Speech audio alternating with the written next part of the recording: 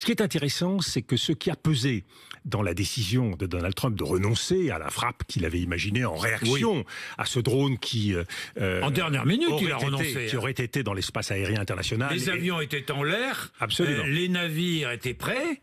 Il y a plusieurs facteurs qui ont pu peser.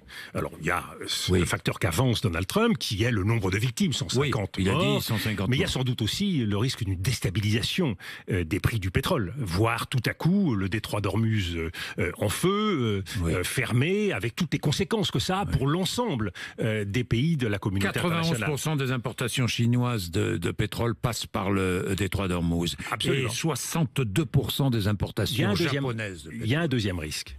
Oui. Qui est celui de l'escalade régionale. Ne l'oublions pas, nous sommes dans une situation de suicide du Moyen-Orient qui est engagée depuis maintenant de nombreuses années, mais nous ne sommes sans doute pas au bout du risque d'escalade.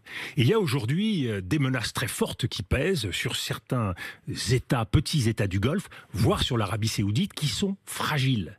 Et le risque d'une déstabilisation plus avant de cette région aurait évidemment des implications extrêmement lourdes